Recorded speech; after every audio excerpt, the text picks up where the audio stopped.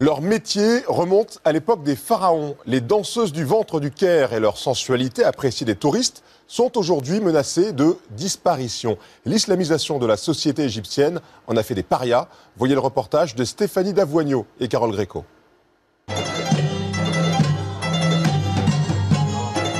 Le Caire ne dort jamais. Sur le Nil, ce ne sont pas des bateaux-mouches, mais des bateaux-cabarets.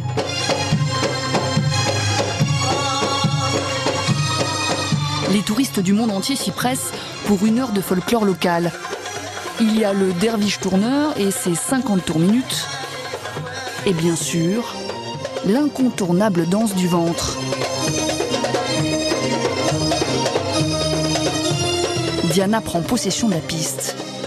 Elle porte le traditionnel costume de pièces à paillettes. Ses mouvements oscillent entre arabesques et gestes saccadés.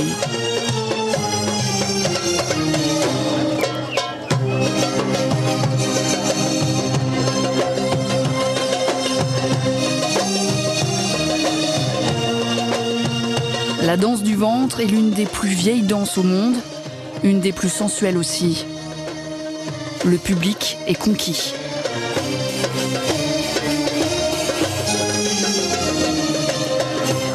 C'est obligé d'aller voir des danseuses du ventre quand on vient en Égypte. C'est comme les pyramides. J'ai pas pu regarder autant que je voulais. Pourquoi ? À cause de ma femme. La danseuse Diana est américaine. Elle a fait tout ce chemin pour vivre et apprendre à danser en Égypte, là où il y a plus de 5000 ans, la danse du ventre est née. Il lui a fallu 5 ans pour maîtriser ce mouvement unique. C'est difficile de faire ça ? Après beaucoup d'entraînement, ça n'est pas si difficile, mais au début, il faut du temps pour s'habituer. Vous avez aussi un autre mouvement. On inspire, on retient et on contracte les muscles. Une pratique ancestrale qui est pourtant en train de disparaître. Diana est l'une des dernières vraies danseuses du Caire.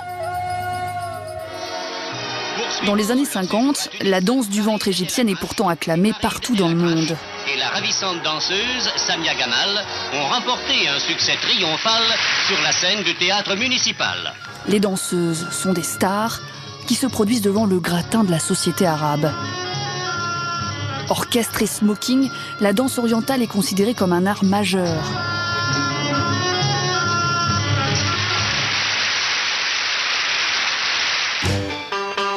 On l'a oublié, mais à l'époque, dans les rues du Caire, les filles se promènent en jupe courte et les cheveux lâchés. 50 ans plus tard, les choses ont bien changé. Presque toutes les femmes portent foulard et robes longues pour cacher cheveux, jambes et bras. Alors évidemment, ces danseuses qui montrent leur ventre sont devenues des parias, les femmes du péché.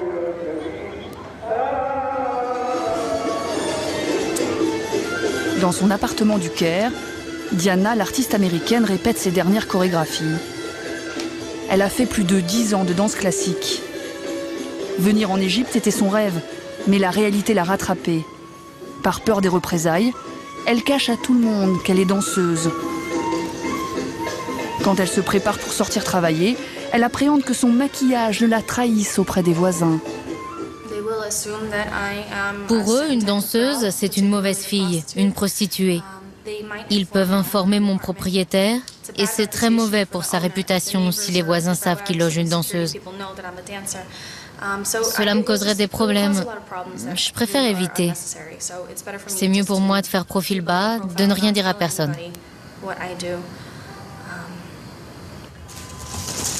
Diana sait de quoi elle parle. Son précédent logeur l'a chassée après avoir appris par hasard qu'elle était danseuse. Depuis, elle redouble de précautions. Tout le monde sait que c'est un accessoire de danseuse. Et comme je veux que personne ne connaisse mon métier, je le cache. Bon, c'est sûr, c'est pas très élégant, mais je n'ai que ce sac poubelle. Diana accepte donc de vivre sa passion dans la clandestinité. Et en Égypte, cette vie de danseuse ne fait plus rêver grand monde. Ces femmes sont dans le collimateur de beaucoup de religieux et de politiques, comme Mohsen Radi. Député à l'Assemblée égyptienne, il est membre du Parti des Frères musulmans. Il prône un islam radical et souhaite l'interdiction totale de la danse du ventre. Lorsqu'une fille a ses premières règles et qu'elle devient une femme, il est absolument inacceptable qu'elle exerce le métier de danseuse du ventre. Car cette activité réveille les plus bas instincts sexuels. Elle n'est pas conforme à la vraie nature de la femme. Dans ce quartier populaire, il y a pourtant un lieu, vitre teintée, où l'on peut trouver des danseuses. Un salon de coiffure, un des rares qui accepte le métier le plus honteux d'Égypte.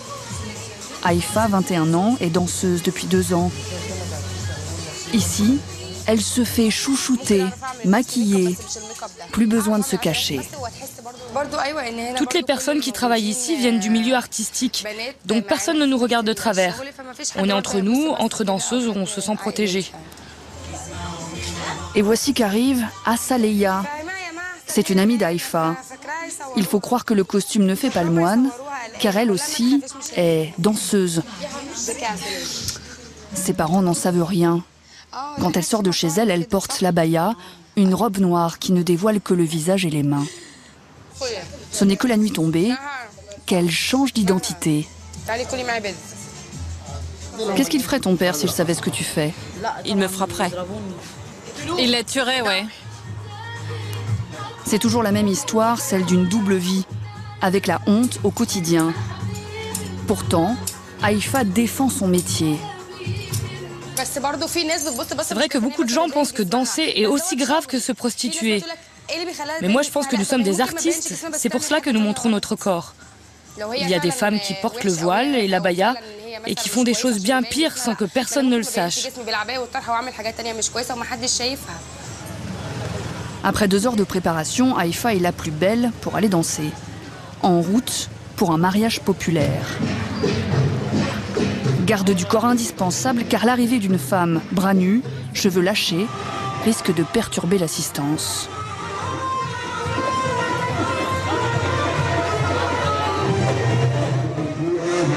La fête a lieu en pleine rue, entre les immeubles. Plus de 300 convives et une musique assourdissante. Haïfa s'apprête à danser. Pour avoir le droit de la filmer, nous avons dû verser 200 € à son manager. Face à elle, dans le public, des hommes, surtout des hommes. Quelques femmes se tiennent en retrait. Toutes portent le voile.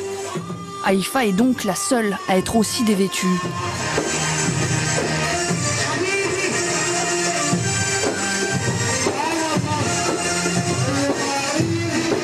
Mais tous les hommes ne sont pas aussi enthousiastes. Un peu à l'écart, certains n'apprécient guère le spectacle offert par Haïfa. Moi, quand je me suis marié, il était hors de question qu'il y ait une danseuse du ventre. Je ne les aime pas. Moi, je trouve ça indécent, une femme qui remue comme ça. C'est-à-dire? Une femme qui danse et qui montre son corps. C'est une femme mauvaise. Très mauvaise. Pour regagner sa loge, Haïfa a cette fois revêtu la robe noire, l'abaya. Mais sur le chemin, un garçon la traite de prostituée. À tout moment, la situation peut dégénérer. Les gardes du corps éloignent Haïfa du reste de la foule et minimisent l'incident. Ça y est, c'est fini. Ne s'est rien passé, ça va. Même si elle aime danser, Haïfa est bien décidée à arrêter dans 2 ans maximum. Je viens d'avoir une petite fille. D'ici quelque temps, elle sera capable de comprendre ce que je fais, et ça, je ne veux pas. Je veux que personne ne puisse lui dire « ta mère est une danseuse », parce que ça, c'est une insulte. Haïfa habite un des quartiers pauvres du Caire. Et voici sa petite fille de 3 mois. C'est pour elle qu'elle voudrait arrêter de travailler. D'autant que les règles se sont encore durcies. Avec son manager, qui est aussi son mari, elle nous montre ses costumes. Prends la rose et la verte. Prends les deux. L'ironie, c'est qu'une nouvelle loi impose aux danseuses du ventre de cacher leur ventre. Elle n'a pas le droit de travailler sans ce filet en tissu sur le ventre. Il y a une réglementation. On doit respecter la loi. Et qu'est-ce qui se passe si jamais il n'y a pas de filet? Elle peut se faire contrôler par la police. Et si elle n'a pas le costume réglementaire, on l'emmène au poste. On lui donne une amende et ça peut aller jusqu'à la prison. Danseuse, un métier à risque. Et pour Haïfa, il y a une pression supplémentaire. Ses parents, qui habitent sur le même palier. Chaque soir, elle confie son bébé à sa mère. Je t'amène mon trésor. Je viens de la changer, elle est propre. Je vais chercher des vêtements. Nous voulons demander à la mère ce qu'elle pense du métier de sa fille. Mais nous allons commettre un impair. Comment vous réagissez au fait qu'Haïfa soit danseuse? Son père. Son père. Dans un coin de la pièce, le père d'Haïfa. On lui a dit que sa fille était serveuse, sûrement pas danseuse. Pour nous parler, la mère est obligée de s'isoler dans la cuisine. C'est une honte dans notre milieu. C'est mauvais d'être une danseuse, personne n'en parle. Son père et ses frères ne permettraient jamais une chose pareille. Bien sûr, je sais que c'est contraire à la loi de Dieu. Mais on est très pauvres, on n'a pas le choix. Mon mari est malade et on a un bébé. Le salaire d'Haïfa fait donc vivre la famille dans le secret et la honte. Les seuls qui échappent un peu à cette pression, ce sont les stars. Talons, jean moulant, lunettes noires, Soraya fait partie des dernières vedettes de la danse du ventre. Dans ce quartier chic, elle a rendez-vous avec sa costumière personnelle. Tu bouges bien là-dedans? Il y a quelque chose qui te dérange? Non, c'est super. Tu es à l'aise? C'est suffisamment large? En 30 ans de métier, Sahara, la costumière, a vu fondre sa liberté.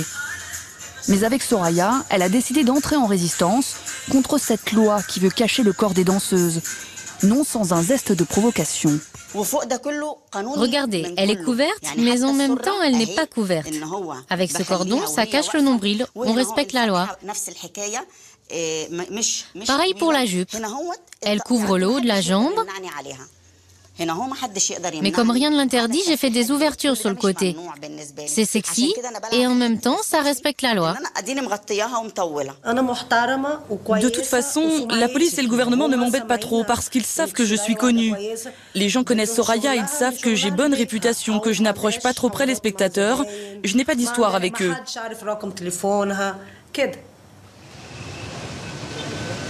Ce soir, Soraya va se produire dans cet hôtel 5 étoiles pour un public arabe et riche. L'argent permet parfois d'acheter un peu de liberté et d'éloigner la censure. Elle a sa propre loge, une petite pièce aménagée derrière les cuisines et sa propre habilleuse. Le spectacle qu'elle propose, c'est du haut de gamme, avec des costumes qui peuvent coûter plus de 1 000 €. Ceux qui ne veulent pas regarder, ils n'ont qu'à pas regarder et personne ne les oblige. Mais moi, je suis sûre qu'en Égypte, tant qu'il y aura des pyramides, il y aura de la danse du ventre. Dans la salle, des Égyptiens, mais surtout des Libanais, des Saoudiens, qui font parfois le déplacement juste pour elle. Dans les soirées privées, elle peut gagner 1 000 € pour une seule danse.